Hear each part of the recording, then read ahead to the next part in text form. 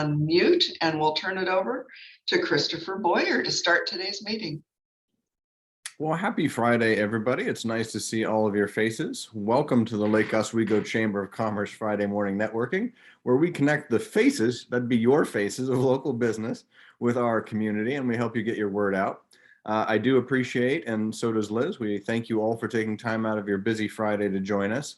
Today, we're fortunate enough to have both Cyrstal and Katy to talk to us about the Boones Ferry Road project. But before we get to our host, I just need to scroll across and see if we have anybody who's new.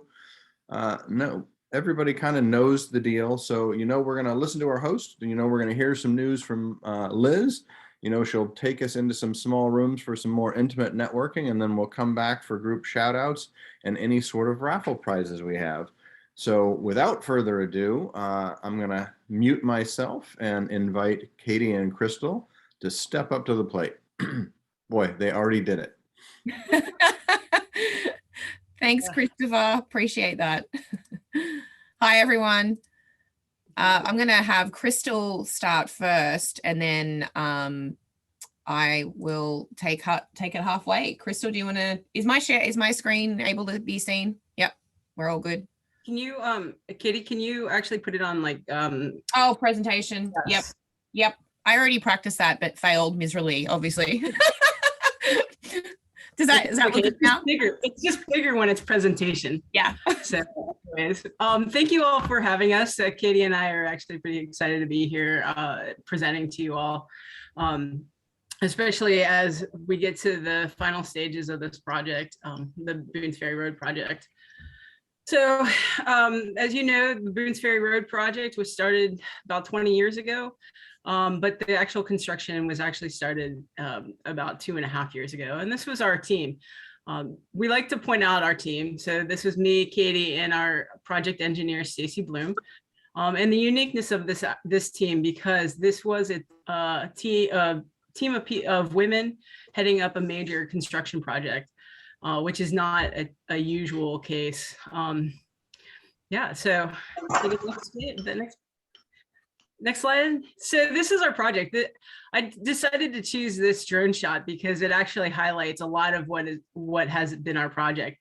This was a recent drone shot that was taken not too long ago. And this is the McDonald's, what we call Genicky intersection here. And you can see some of the elements that we have. So we have a new signal here. This is one of 5 signals that we either installed or revamped. So we actually put in 3 new signals, one at Lanewood, one here, and one at Madrona.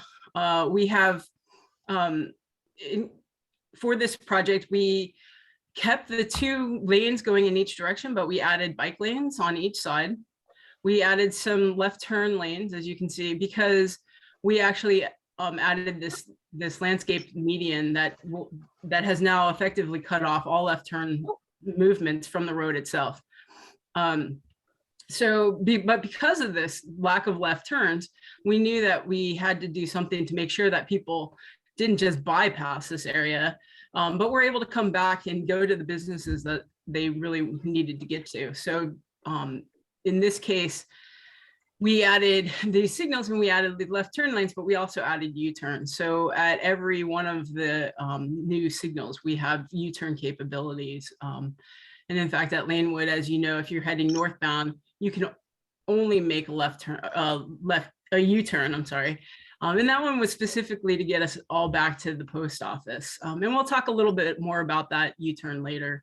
But you'll also see, so we have these new crosswalks. We have crosswalks at every one of our signals that increase our pedestrian access throughout the project. There's also some mid-block crossings, which we don't have a picture of here, but that also has helped decrease the length between signalized pedestrian accesses. And then in this photo to the left, you can actually see the McDonald's, what we call the McDonald's wayside. So waysides are wider areas in the sidewalks in different spots that were provided through easements from the adjacent property owners so that we could put these facilities on them and then and make them a little more interesting. So this one at McDonald's, if you see down in the left-hand corner, you'll notice like 3 dots. Those 3 dots are the seeding rocks, which are big basalt chunks. And then you can notice that we put in some pavers here too. And what Katy's actually circling are some bike racks. And if you look in a lot of the places, the bike racks are actually, shaped as houses, because that was kind of the theme that the pack wanted, was home, housing, this is our home, kind of thing. And then you can see some stormwater planters, like the one at McDonald's, that's a stormwater planter. And then some of the planters that we actually planted that are just planters. And those have, both of them will have trees and plants in it, but one actually functions as a stormwater facility and one does not. So Katy, can you go to the next slide? Yeah. Oh, I didn't mention that we improved the sidewalks through there. So we have a lot wider sidewalks. So we also did a utility undergrounding effort. So we took all of the utilities that were above ground and put them underground. And this is what it looks like and what it looked like. We dealt with PGE and about 8 different communications groups just to be able to get this in. So underneath our sidewalk on what we call the west side of the roadway, so that's the side that has like Ricardo's and Wells Fargo out there, this is what it looks like under the sidewalk. So if you're ever wondering why the sidewalk looks kind of funny, because we have boxes in it, this is why. And it's also another reason why we aren't planting trees that much on the side of the roadway, because these facilities are actually fairly close to the surface, and trees would damage them. So next. So U-turns, talking about U-turns. So this is our Lanewood U-turn. This is the one like Lake Grove Elementary Schools to the left here, Sherwin-Williams, and then First Citizens is on the right side. So as you would come from the bottom towards the top, there's this U-turn here, and people, when negotiating this U-turn. My apologies, having technical difficulties this morning. It's being too sensitive. Oh, okay. Oh, now we're too far back.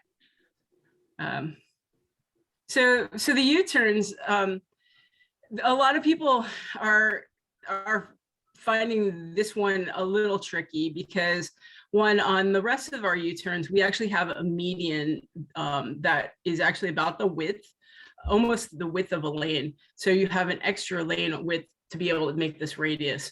In this particular place, we didn't have that width. And so what you're supposed to do is you're supposed to come into this this U-turn lane. You're supposed to enter into the intersection a little bit and then turn around. And the area that you turn around on includes this stamped concrete colored path here. Well, this is kind of an issue, because people aren't used to driving on what they think is a sidewalk. So they're not wanting to actually drive on it. And then a lot of people don't know the length of their bumper.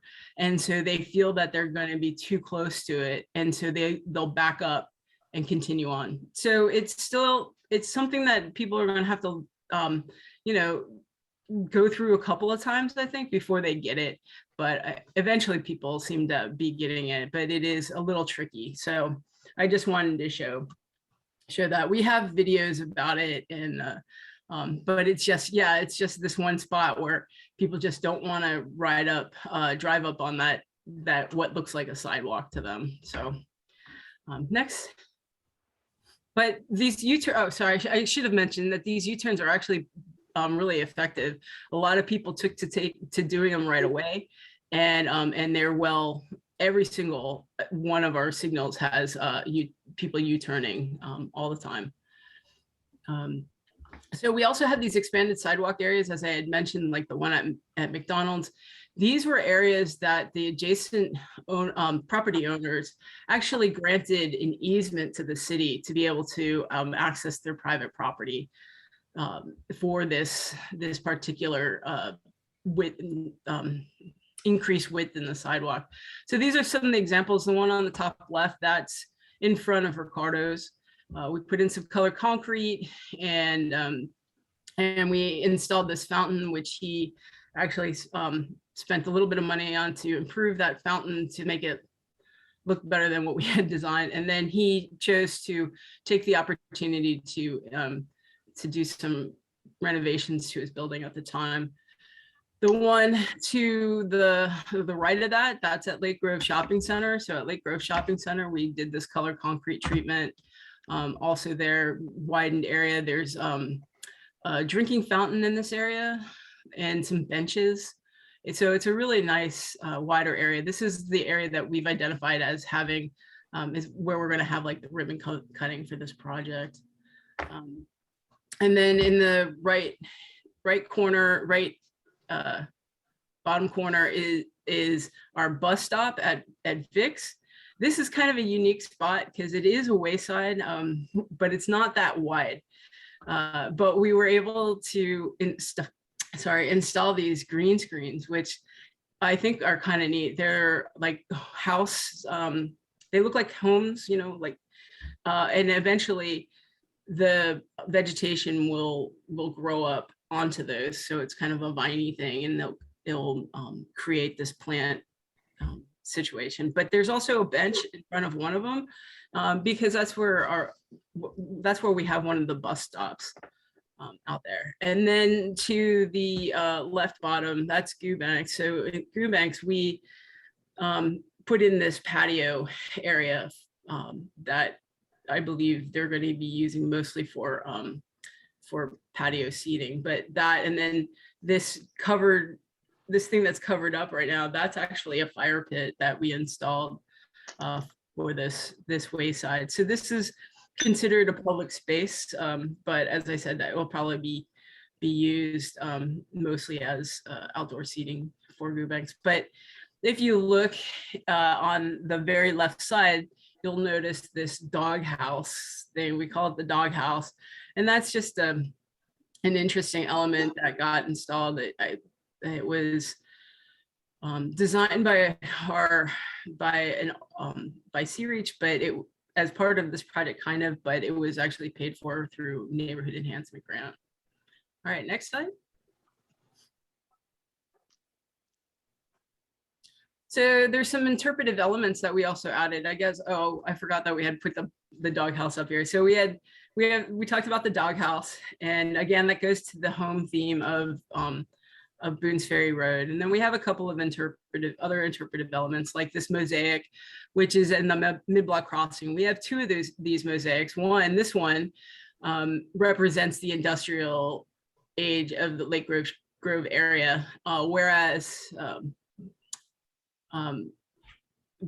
the other one is pre-white people, I think. So it shows like more fauna and flora, and they're really pretty interesting. I think these mosaics turned out pretty nicely, but it was something that the PAX art committee kind of was interested in doing, putting some interesting elements into the roadway.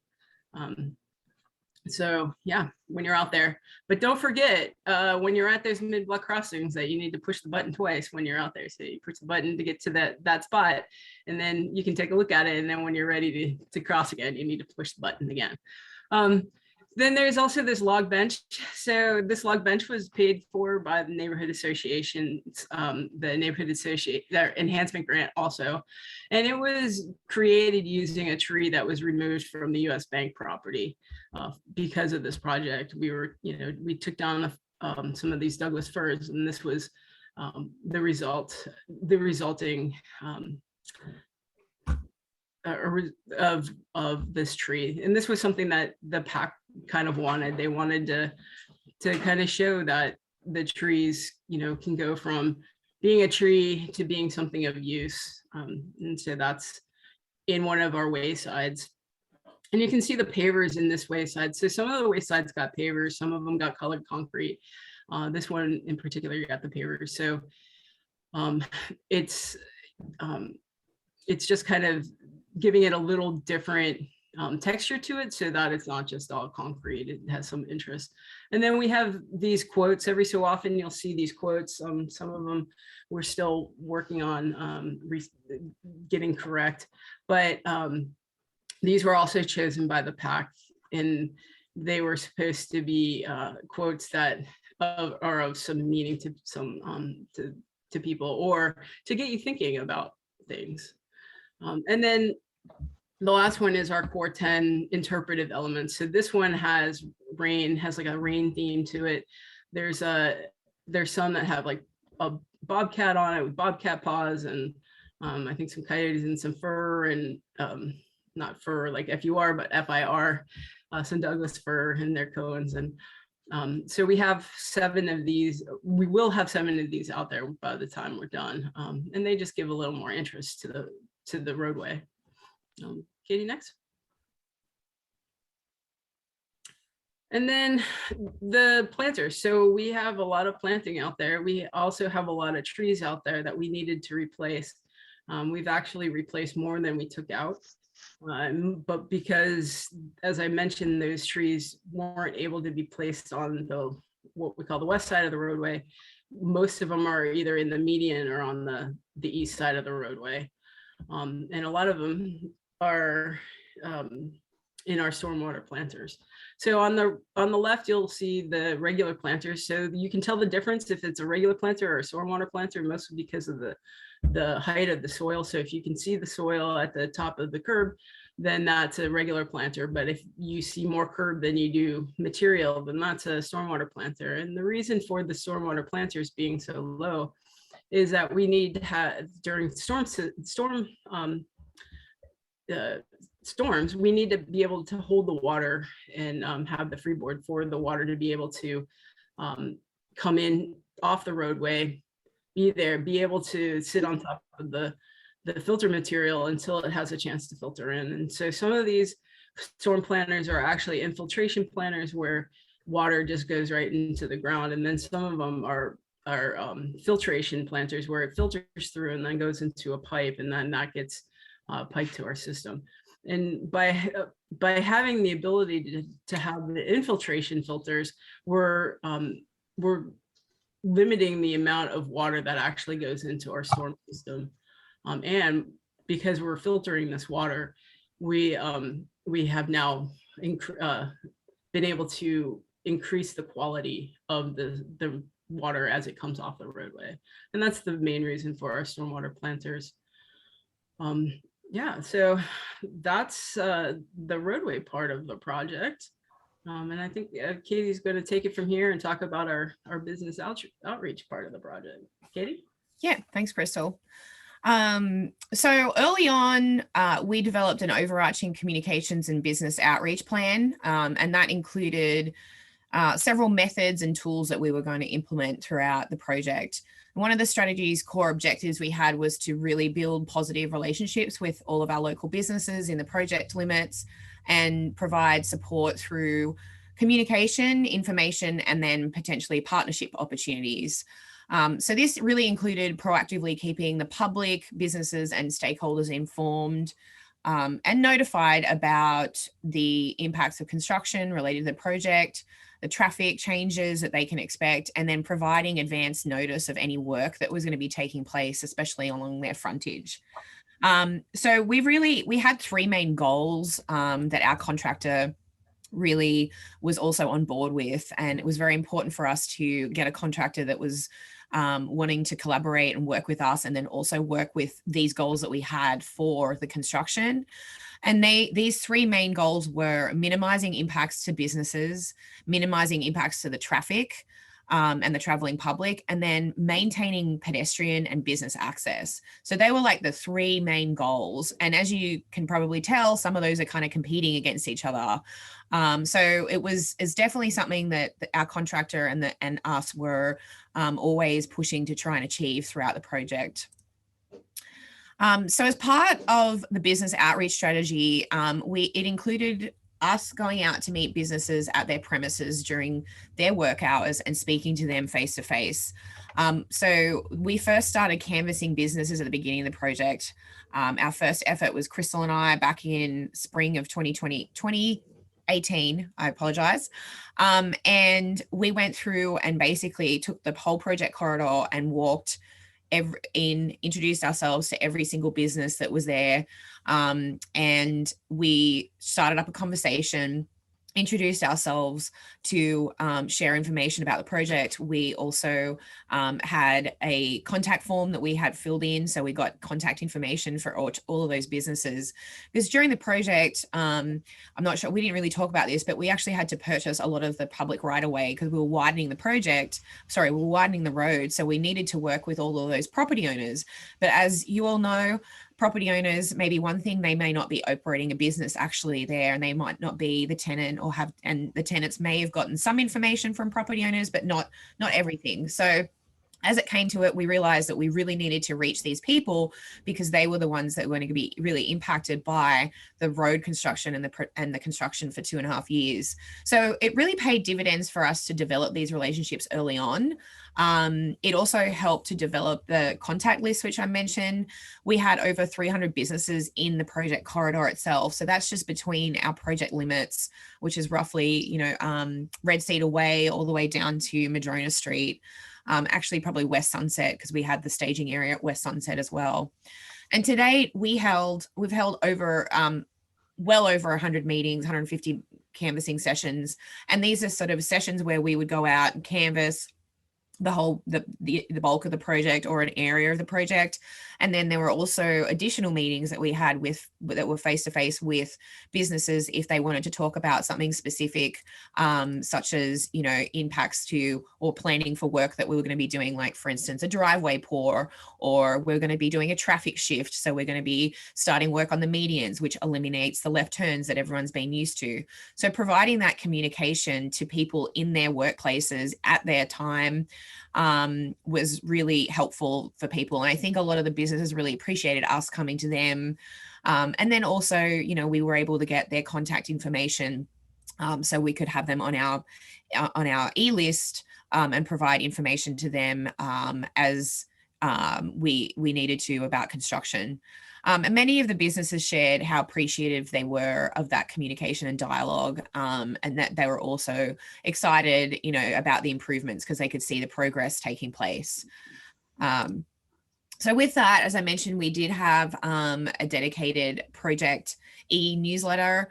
We built a project website, which we housed. There's a lot of information on there, a lot of materials, FAQs, a lot of construction. We would send out construction updates pretty regularly throughout the project to give people an update on where things are at and what's coming up, what to expect, especially with all of the traffic changes we had and the switches with the different work areas going from one side to the other and then working in the median. We also had a dedicated phone number, an email address. The listserv that we still have people signing up to it, which I think is awesome. We have over 2,000 people on the listserv, and that includes, as I mentioned, the 300 businesses that we had. We also developed these contact cards just on the left here. They were handy for us to give out to people to live with the businesses. And then also our contractor and our flaggers out on site had those. So if people out in the public walking, riding or anything came up and asked them questions, they could give them my contact information and they'd reach out to us with any questions they had. So in the beginning, early stages, we also started regularly attending the monthly meetings with the Lake Grove Business Association to provide updates every month on where we were at for the status of the project and what to expect and answer any questions. And also thanks to the Chamber for Liz for always sharing our project e-updates through your newsletter as well. So I think it was helpful just to get more information out to folks. So some of the tools to support businesses encourage people to shop in the Lake Grove area while we were under construction included these A-frame signage and large project signs that we installed at the start and the end of the project corridor. And so this was a theme that we kind of created, this Shop Lake Grove program, open during construction. So this was to support businesses, but also provide contact information for people if they had any questions or concerns.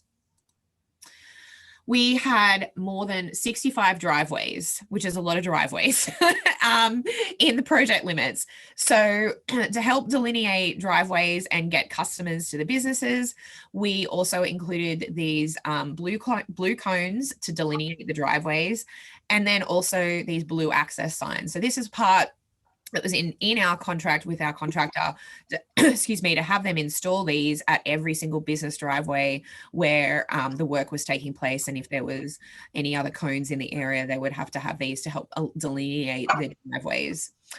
We also created the hashtag follow the blue cones on social media to try and promote people that, hey, if you need to get into a driveway, follow that blue cone and you'll find your way in there. So in addition to our overarching strategy, we also developed a specific program that was providing additional tools and promotional opportunities for businesses. And so this was available to eligible businesses that were basically in the project corridor itself that were going to be impacted by construction directly in front of them. And we called this the Shop Lake Grove Business Promotional Campaign. The goal was for us to make it easy for businesses to participate and it not be onerous on them. They were already working through the construction itself and having to deal with that. And so we wanted to encourage people to visit the businesses and be rewarded by visiting them throughout construction to have them keep coming back. And so it was totally free for businesses to participate. We had more than 30 businesses sign up. And one of the components was holding a monthly raffle where we gave away $200 gift cards to raffle winners. So they would go in, you'd have to physically, this is pre-COVID, go into the store, go into the business.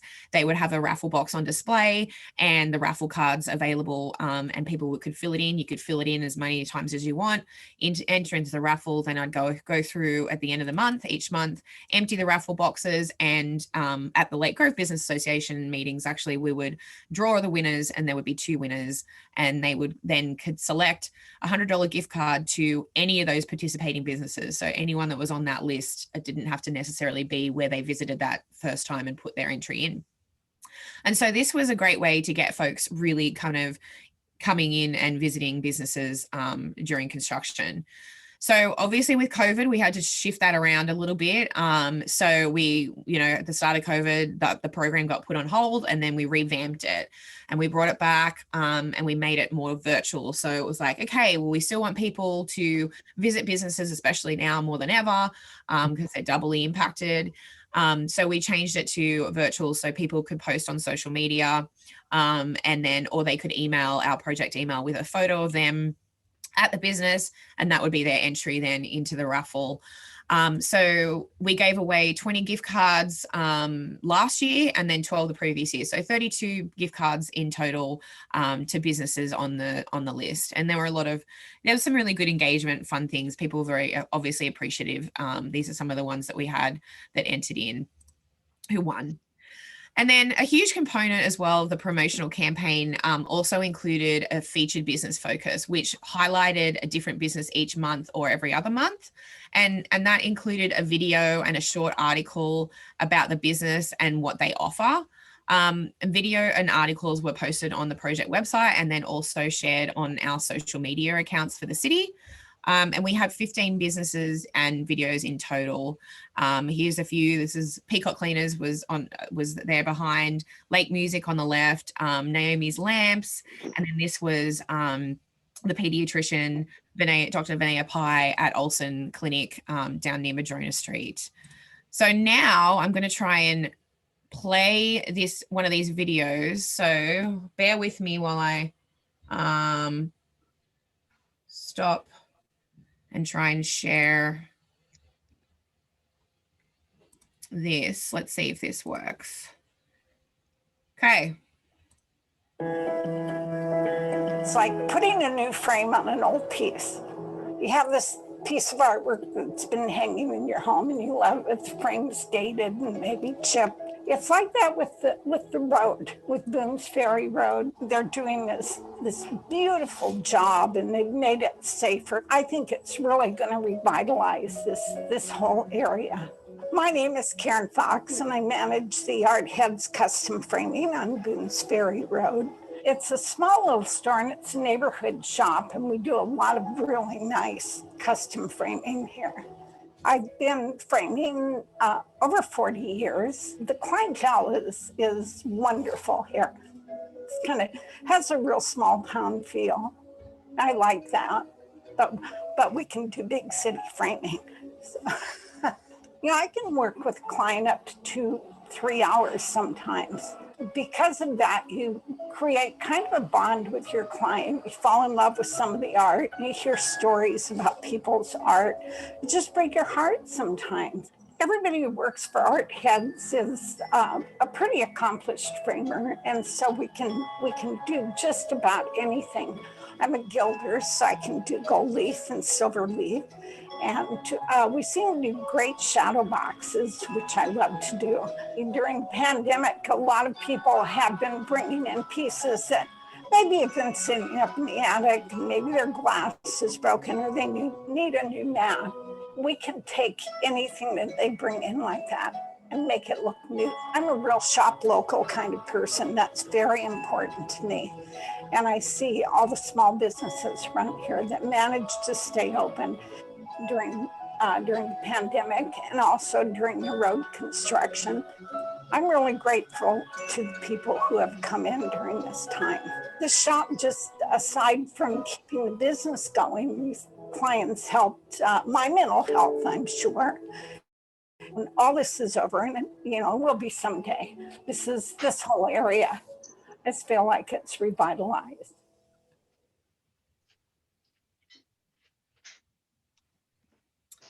So let me just go back to our PowerPoint.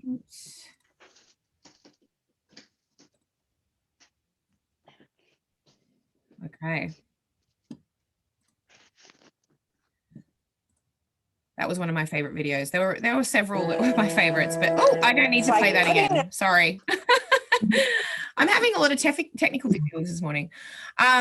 So in addition to the featured business videos, we also, during the holiday season, had some short video clips that were to encourage people to shop local, especially during the holiday season. And I think we had about 6 of those that were really like 30-second kind of like commercial clips that were, we had Christmas music kind of flowing on the holiday music on the background to encourage folks during the holiday season.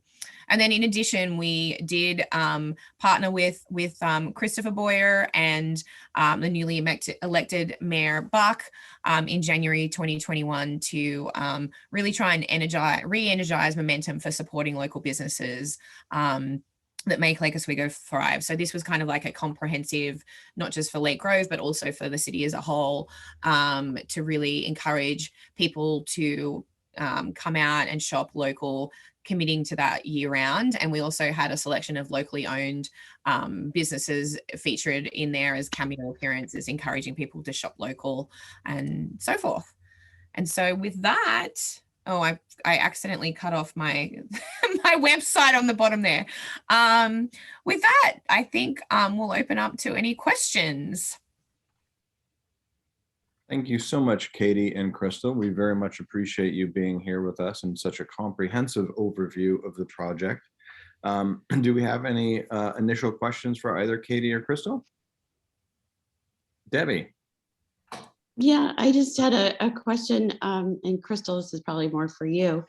Now that it's wrapping up, are we going to get a kind of a general overview on how we did on the project in terms of the budget, and did we do over, under, did we hit it on the nose, and as far as our redevelopment urban renewal funds, will there be anything left for the public parking I know right now, yesterday, there was a pre-app for, there's a parking lot that's being, going through the process near Mercado Grove, right next to where the farmer's market is being held in Lake Grove. And it would be great if we could somehow get some negotiations going on, at least have a couple of the spaces be designated for public parking. So it's really, really important for us to kind of get a status on our urban renewal funds. So will we get any reports soon on how we did? So the report, there will be a report to council. I'm not quite sure when that will be scheduled, but after our project, we're not done yet. So I can't give you final numbers because we're still paying out on the project. As far as urban renewal monies, that may or may not be there once this project's over. That information comes from Laura. So that would be more of a Sidaro question. I've just been managing the project. The construction project was my purview, and any of the other attached Laura projects would be under his purview. So, yeah, so in terms of wrapping up, final, you're thinking around. Our contractor has been working awfully well the last couple of weeks. We've had some great weather to be able to get a lot accomplished. So we're hoping that, well, we believe we'll be completely wrapped up by the end of next month. We feel that the majority of the stuff, the bigger stuff, will be complete by the end of the month. So that means, like, you may or may not see some more concrete coming out. We're still working on our ADA ramps. I don't know if you all have noticed or experienced the ADA guidelines for curb ramps, but they're very tight in their tolerances. And so we have a couple of a lot of times the ramps need some kind of work to bring them into compliance. So that's where we're at right now. That's like the biggest, most noticeable work that we have at this point is the ADA ramps. But we still have a lot of little stuff like chips here to replace, chips there to fix. We have plants that still need to go in, plants that need to come out because we're trying to eradicate a plant that our landscape architect had asked or had prescribed for this project, and then it turns out that was not a plant that was actually good for the spot. So that plant being the ryegrass, if you've noticed over the summer that we had some really tall grasses that were growing, we're trying to remove those right now.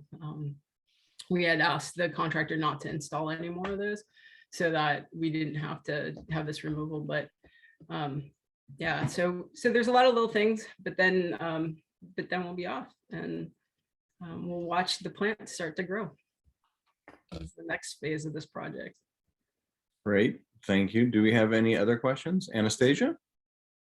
I have a question about electric charging stations. Do you know, I know it's probably not part of the current project, but are you aware if there are going to be any charging stations on the Boones Ferry corridor area? There's some on Cruise, and there's quite a bit downtown, but I don't think there's any along Boones Ferry.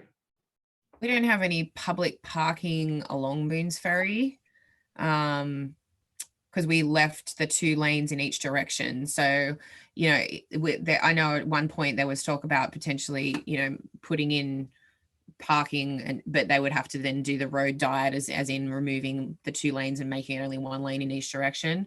So we don't have any public parking, but I don't know if there's any private, any of the business lots that have any EV charging stations. I wasn't sure if maybe Round Table, like Deanna Batar's spot has any. There's one I think there's one at Mercado Grove, but that's the closest. Yeah, probably maybe I don't know if that's a code requirement now moving forward as as the businesses redevelop, that may be something that they are required to put in. That would probably be a planning question, but as part of our project, we didn't, because we didn't put any public parking spaces in. Kim just said it looks like maybe Babica Hen has a couple. So yeah. From the comments, Lisa wanted to know how it looks at night. Some of the areas in Portland can be pretty dim, and all of our shots today were daytime shots. How does this area look at night? How well lit is this area for pedestrians and driving down Boones Ferry? Crystal, do you get that? Yeah, that's a great question. It is actually very well lit. We installed 40, I think it was 43 streetlights that each have a head for the traffic, but it also has a head for the pedestrians. So if you look at them, you'll see lights that shine over the sidewalks, and you'll see lights that shine over the roadway. And throughout that corridor that we just improved, we have those spaced out in such a way that they overlap a little bit of light, so that there should be no major dead spots in there. So when you go down there at night, it actually feels quite different than it did, and it is quite different than if you were to go down Cruise Way, because of all of the lighting that we now have. Thank you. Do we have any other questions? Kim? Hi, thank you so much for that presentation. That was awesome. But Emma asked a question in the chat earlier about that specific U-turn section that's very tricky, and if there might be some sort of signage, because I consider myself an accomplished U-turner, having lived in Chicago for so long. And I totally blew it there. Like I saw somebody blow it and I was like, oh my God, that'll never be me. And that was totally me. Like I had to like back up and go forward and back up and go forward. Yeah, how do you get the word out to people? The problem is that years ago we used to have one way of getting information out to people, and that was the newspaper.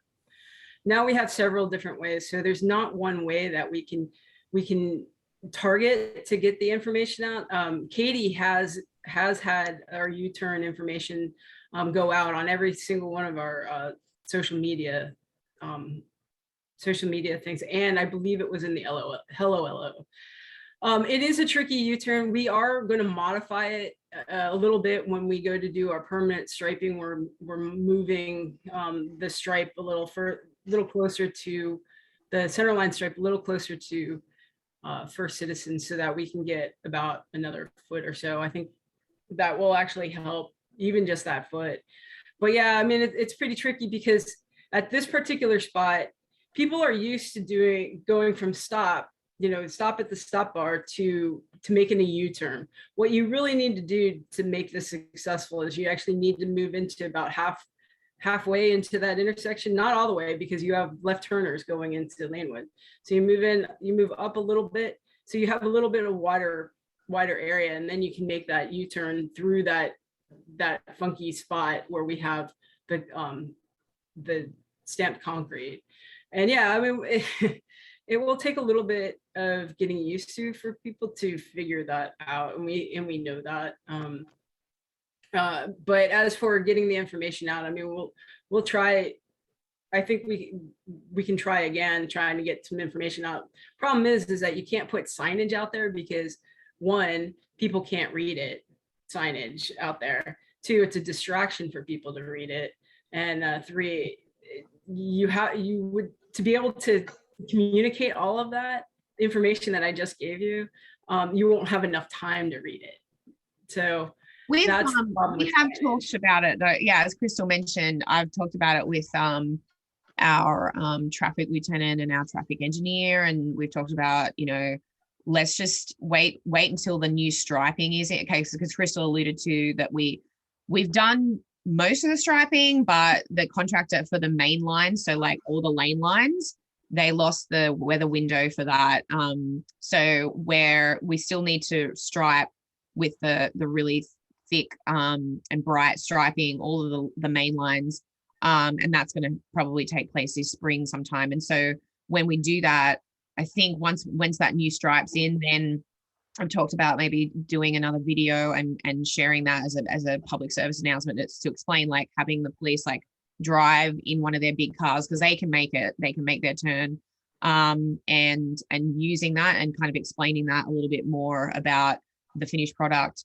I've kind of been just waiting until all the cones are gone, which I know we've all been waiting for. But yeah, it's definitely something that we're monitoring, and that's the same with all of the traffic changes and all the conditions. I mean, we've had some people like drive up into the medians and mow down plants and trees, and I think, you know, there's been a lot of different things, and I think it just takes people time to get used to it. But yeah, the one at Lanewood is, as Crystal said, it's just challenging because we didn't do the widening all the way up to Lanewood. That's why we don't have the median in that space, which gives you that extra space. That's why it's easier at Bryan and then the other intersections to do the U-turn. And I will cover this because a lot of people ask us is about, well, can't you make the post office change their one way in, one way out, as in have them come in on Oak Ridge and out on Boones? And that was something that we brought up and raised with them years and years ago during the planning of the project, and they were dead set adamant against it. So, you know, we can try. We've tried and we brought it up several times. But yeah, that's something definitely that people ask us to, like, can you have the post office changed? And like, we can't tell the federal government what to do, but we can try. So. Katy and Crystal, thank you so very much. I do have one final question for you, because as you went through your presentation, there were so many things you did, from the starting social media campaigns to promoting this, to doing this, to walking the city. How much of that was standard practice as far as outreach, business outreach? How much of that is standard practice, and how much of that was, it's a developing art as we're entering new technologies, and you were creating that as you went along?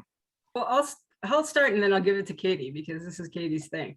But I'm going to say that early on, it was identified that we knew that we needed to have a really good relationship between us and the business owners out there.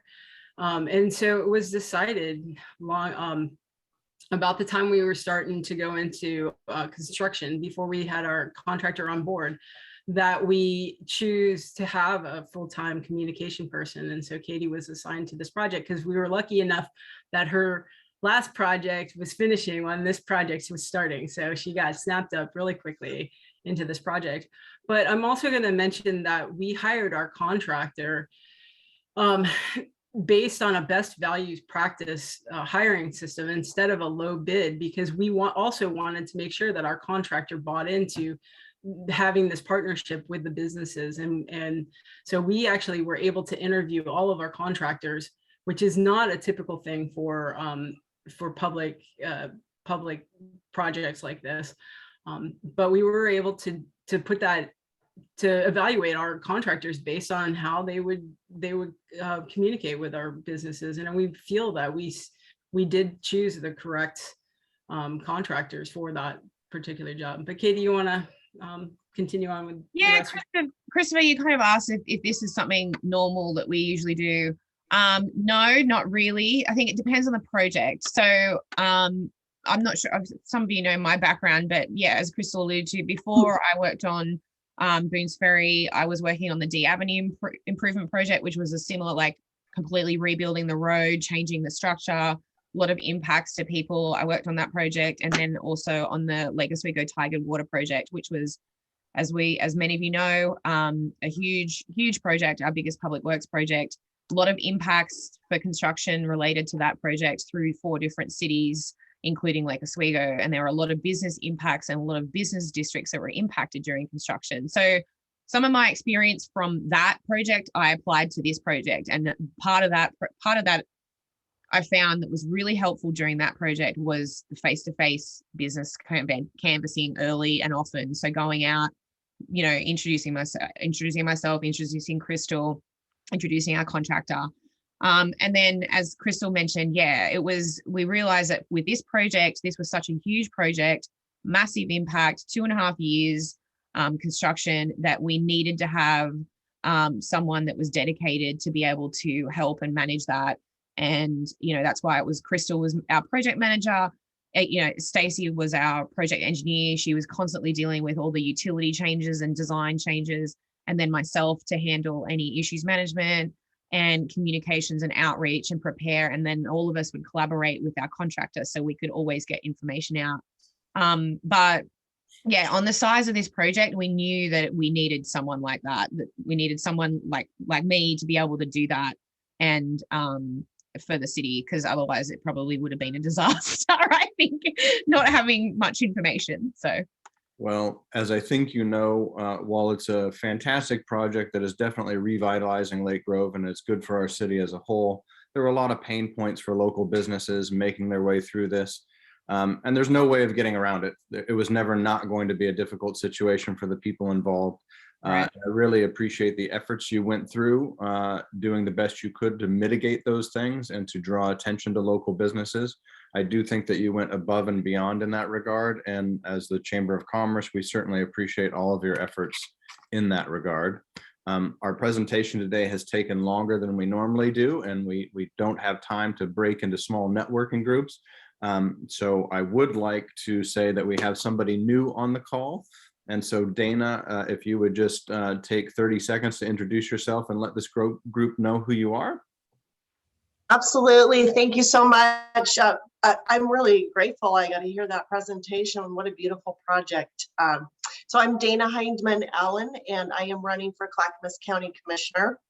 And I'm really excited to, as we go forward, learning more about each city's needs, small businesses, large businesses, just the general,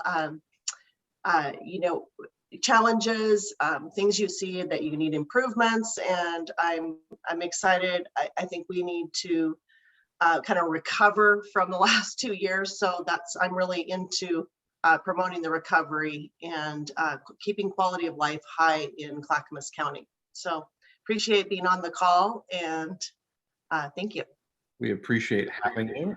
As you've heard, this is where we discuss local business and we connect everybody with what's going on. So your presence on the call is very much appreciated. We're going to segue very quickly to Liz Hartman and all of the announcements for our local community. Well, for next week, we have a special presentation, QR codes and how to use them. We're featuring Neil Bauer and Nicole Nathan. You can see both of them on this call. Would also like to ask you to register for the Tumwater Vineyards, our networking at night, Friday, March 4th, 5 to 7 p.m. We do need registration for that one. And if you can't find the registration, just email me info@lake-oswego.com. Huge welcome to Heather Graves Ramsey, who is our newest member, like as of this morning. Thank you, Heather. We welcome and look forward to featuring you in the coming weeks. And we had some other new businesses that joined this week. So if you see them, be sure and thank them for their memberships. That would be Chef's Stable at Mercado Grove, featuring 6 restaurants. In March, we'll be doing a ribbon cutting, which we haven't done a ribbon cutting for a very long time. Tentatively March 16th, we'll give you a date. Also, Wise Coatings, Four Vets Project, and I'm missing somebody, but we will welcome them at another time. So thank you so much. I will keep this open until 9:10 if you want to chat with anybody specifically. And what did I miss, Christopher? Liz, you never miss anything, I tell you. So what I would say is, before we get to our raffle, and Liz will inform me of what we have for that raffle, before we get to the quick raffle, does anybody have any shout outs for other local businesses here? Anybody have something they'd like to say about a local business that have done them right lately? All right, no burning shout outs. Neil?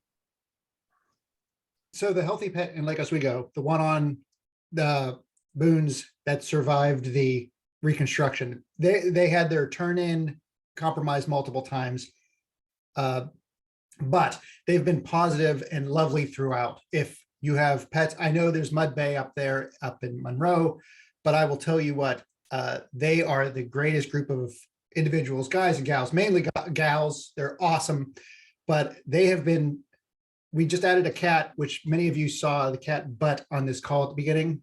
I've been herding the cat out of here, but I've never had a cat before. They have been very instrumental in getting me up to speed on how cats act because I have no idea. Just a great place. If you can support them, please do. And this Tumwater Vineyard event is a great place to bring potential members. So if you have a business that's not a member, and Healthy Pet is one of them that's not a member, please invite them to have one of their representatives come on March 4th. I gave them a big old nudge the last time, so I've been talking to them about it, but I gave them a big push. So I'll see if they want to go. But did you They say? want- But did you say free wine and snacks? Because that's often the key.